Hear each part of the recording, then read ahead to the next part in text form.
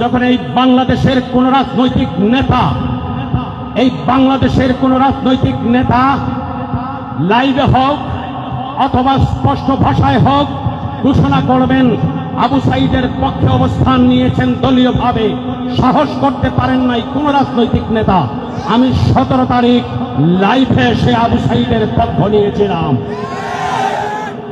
আমি 17 তারিখ লাইভে এসে ফেসবুকে, আপনারা দেখেন আমার কথাটা সত্য নাকি মিথ্যা। আমি যদি সত্য বলে থাকি আপনারা সত্যের পক্ষে থাকবেন, এটা আমার বিশ্বাস।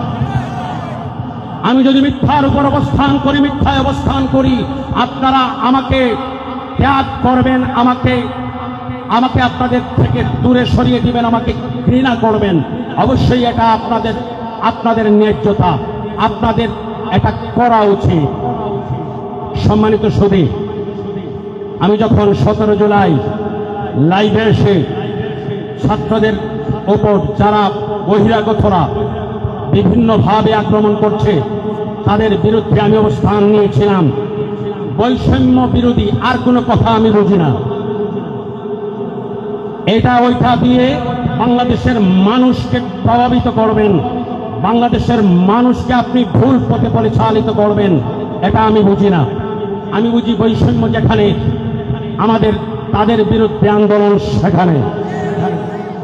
যেখানেই বৈষম্য হবে, এটা হোক কোটা কেন্দ্রিক, এটা হোক সমাজের মুরব্বীদের যোগ্যতা অনুসারে আসনে আসীন হওয়া কেন্দ্রিক, যে কোনো ক্ষেত্রে বৈষম্য হবে সেটার বিরুদ্ধে আমাদের অবস্থান। আমি কবিতা লিখেছিলাম 17 জুলাই, শোনেন একটু।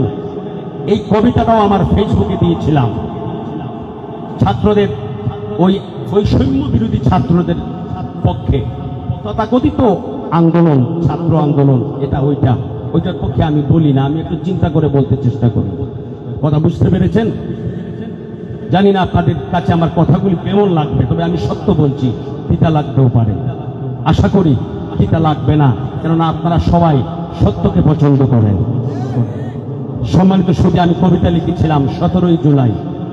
কবিতাটির নাম ছিল আমি বাংলাদেশ বলছি। কবিতার নাম ছিল, করে দেন, তখন আমি আমার ভাইদেরকে দেখতে পাবো। কবিতার নাম ছিল আমি বাংলাদেশ বলছি।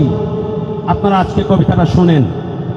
কেউ যদি জিজ্ঞেস করে আপনারা বুক ফুলিয়ে বলতে পারবেন যে আমার গ্রামের ছোট ভাই, আমার সন্তান তুল্য বেলাল